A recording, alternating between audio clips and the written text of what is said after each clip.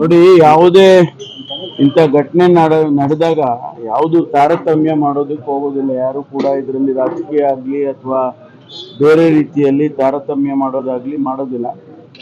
ಯಾರು ಅಪರಾಧಿಗಳಿದ್ದಾರೆ ಅವ್ರನ್ನ ತಕ್ಷಣ ಅವ್ರನ್ನ ಅರೆಸ್ಟ್ ಮಾಡಿ ಅವ್ರ ಮೇಲೆ ಕಾನೂನು ಮೇಲೆ ಕ್ರಮ ತಗೊಳ್ಳೋದಕ್ಕೆ ಪೊಲೀಸ್ ಇಲಾಖೆಯವರು ಮಾಡ್ತಾರೆ. ಇದು ಸ್ವಾಭಾವಿಕವಾಗಿ ಆಗುವಂಥ ಪದ್ಧತಿ ಇದು. ಅದರಲ್ಲಿ ತಾರತಮ್ಯದ ಪ್ರಶ್ನೆನೇ ಬರೋದಿಲ್ಲ. ಘಟನೆ ಆದಮೇಲೆ ಪೊಲೀಸ್ನವರಿಗೆ ವಿಚಾರ ಗೊತ್ತಾಗಿ ಕಂಪ್ಲೇಂಟ್ ಎಲ್ಲ ಆಗಿದ್ಮೇಲೆ ತತ್ಕ್ಷಣ ಅವರು ಕಾರ್ಯಪ್ರವೃತ್ತರಾಗಿ ಅವ್ರನ್ನ ಅರೆಸ್ಟ್ ಮಾಡಿ ಏನು ಅವ್ರಿಗೆ ಬಾಡಿನ ಅವರು ಕತ್ತರಿಸಿ ಅವರೆಲ್ಲ ಬೋರ್ವೆಲ್ಲಿಗೆ ಹಾಕಿದ್ರು, ಅದನ್ನೆಲ್ಲ ತೆಗೆಸಿ ಇವತ್ತು ಕ್ರಮ ತಗೊಂಡಿದ್ದಾರೆ. ನಾನು ನಮ್ಮ ಇಲಾಖೆಯವರಿಗೆ ಅಭಿನಂದನೆ ಹೇಳುತ್ತೇನೆ. ಬಹಳ ಶೀಘ್ರವಾಗಿ ಮಾಡಿದ್ದಾರೆ.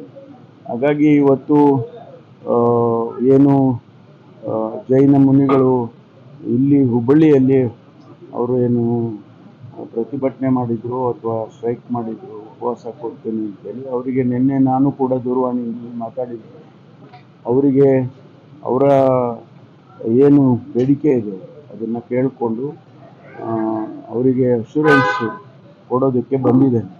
ನಾವು ಎಲ್ಲ ರೀತಿಯಲ್ಲೂ ಕ್ರಮವನ್ನು ತಗೊಳ್ತೀವಿ ಮತ್ತು ಯಾರಿಗೂ ಕೂಡ ಇಂಥ ಮುಂದಿನ ದಿನಗಳಲ್ಲಿ ಇಂಥದ್ದಾಗದೇ ರೀತಿಯಲ್ಲಿ ನಾವು ನೋಡ್ಕೊಳ್ತೇವೆ ಅಂತ ಹೇಳುವಂಥದ್ದಕ್ಕೆ ಬಂದಿದೆ. ಈ ಪ್ರಕರಣವನ್ನು ಸಿಬಿಐಗೆ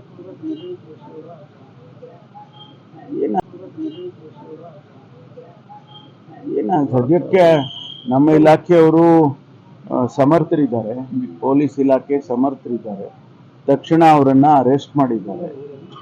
ಈಗಾಗಲೇ ತನಿಖೆ ಶುರುವಾಗಿದೆ. ತಕ್ಷಣ ತನಿಖೆಯನ್ನು ಆರ್ಡರ್ ಮಾಡಿದ್ವಿ, ಅದು ತನಿಖೆ ಶುರುವಾಗಿದೆ. ಅಷ್ಟರಲ್ಲೇ CBIಗಾಗಲಿ ಮತ್ತೊಂದು ಏಜೆನ್ಸಿಗಾಗಲಿ ಕೊಡ್ತಕ್ಕಂಥ ಅಗತ್ಯತೆ ಕಾಣೋದಿಲ್ಲ. ಈಗ ಸದ್ಯದಲ್ಲಿ ನಾವು ನಮ್ಮ ಇಲಾಖೆಯಲ್ಲಿ ತನಿಖೆಯನ್ನು ಪ್ರಾರಂಭ ಮಾಡಿದ್ದಾರೆ. ಆ ತನಿಖೆ ಮುಗಿದ ಮೇಲೆ ಸತ್ಯಾಸತ್ಯತೆಗಳು ಗೊತ್ತಾಗುತ್ತೆ. ಅಲ್ಪಸಂಖ್ಯಾತರ ಒಳಗ ಜೈನ ಸಮುದಾಯ ವೋಟ್ ಬ್ಯಾಂಕ್ ಸಣ್ಣದು ಅಂತೇಳಿ ತಾತ್ಸಾರ ಮಾಡ್ಯಾರ. ದೊಡ್ಡ ವೋಟ್ ಬ್ಯಾಂಕಿಗೆ ಈ ರೀತಿ ವರ್ತನೆ ಸುಮ್ಮನೆ ಅಪಾದನೆ ಮಾಡ್ತಕ್ಕಂಥದ್ದು ಸರಿ ಇಲ್ಲ. ಕಾನೂನಿಗೆ ಬಿಡಬೇಕು, ಕಾನೂನು ಕ್ರಮ ತಗೊಳುತ್ತೆ. ಪೊಲೀಸ್ನವರು ಯಾವುದೇ ರೀತಿಯ ಪಕ್ಷಾತೀತವಾಗಿ ಅಥವಾ ಯಾವುದೇ ರೀತಿಯ ಪ್ರೆಷರಿಗೆ ಈಲ್ಡ್ ಆಗದೆ ಅವರು ಕೆಲಸ ಮಾಡ್ತಾರೆ. ಅದರಿಂದ ಅದರ ಅಗತ್ಯತೆಗಳು ಯಾವುದೂ ಕಾಣೋದಿಲ್ಲ. ಬಿಜೆಪಿ ವಿರೋಧ ಪಕ್ಷ ನಾಯಕ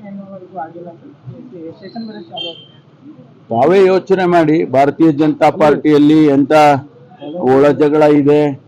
ಒಂದು ವಿರೋಧ ಪಕ್ಷದ ನಾಯಕನನ್ನು ಕೂಡ ಆಯ್ಕೆ ಮಾಡೋದಕ್ಕೆ ಸಾಧ್ಯ ಆಗ್ತಿಲ್ಲ. ಇಷ್ಟು ಒಂದು ವಾರ ಸದನ ನಡೆದಿದೆ, ಅಧಿವೇಶನದಲ್ಲಿ ನಡೆದಿದೆ.